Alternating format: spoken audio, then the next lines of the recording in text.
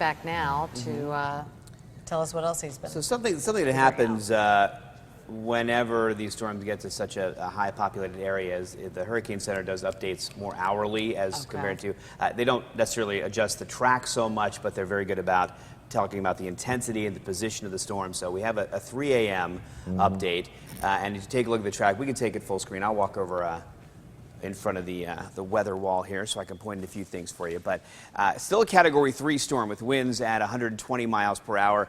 It is moving northwest at 14 miles per hour, and the position, and I know I've noticed a lot of folks on Facebook actually printed out our hurricane tracking map from WPTV.com, and they are tracking along with it. So the center of the storm at 27.8 north, 79.8 west right now, and the track continues to take it up to the northwest here as we take a quick look. I'll have Felicia. Felicia, can you click on that for me so it does advance a little bit for the track up to the north? There we go.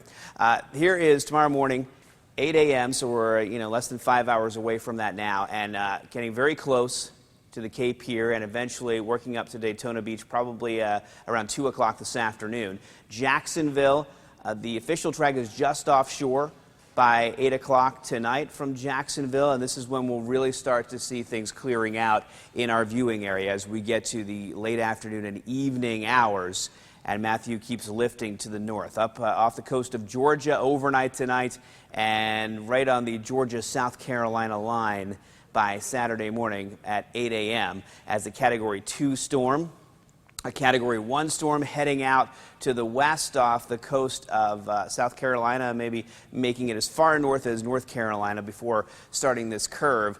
And this curve is being caused because the storm gets caught beneath some high pressure that builds into the north here and redirected back down south. And we've had a lot of questions about this track. Is this a real track? Is this possible? It is extremely unusual, but it is certainly a possibility. But a couple things I'll point out to you about this track. One, it's huge. The end of the cone, the margin of error is just tremendous here. It extends all the way out here and all the way back across Florida here. So the storm could end up anywhere in this giant area here, or even all the way up here. And some models do have it just continuing out into the Atlantic. And the other thing I want you to notice is that as it comes back down, it is much weaker as a tropical storm. And some of the computer models have it getting closer to Florida as a tropical depression and not returning as a powerful hurricane. So we still could see some wind and rain from this if it makes it all the way across the Bahamas and back into Florida, but there are some positive things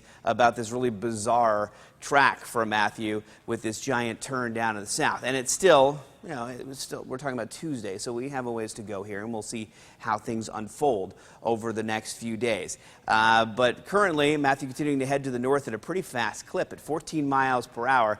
Faster it goes, the sooner it will be out of here, and the sooner we can try to assess what's been going on overnight tonight and sort of try to get back to some kind of normal routine for us, I know. But if we can take a quick look at Viper, I do want to show you that those big rain bands moving in and continuing to move in very close to the coast. Sebastian, Vero Beach, Fort Pierce getting some heavy rainfall all the way up to Melbourne now, and heavy rainfall moving as far northwest as Yeehaw Junction and then all the way down through Stewart. That is a long rain band, and there's another long band that continues to move through Jupiter and all the way down to West Palm Beach with some heavy rainfall there as well, and a flood advisory in effect for that area as well. Guys?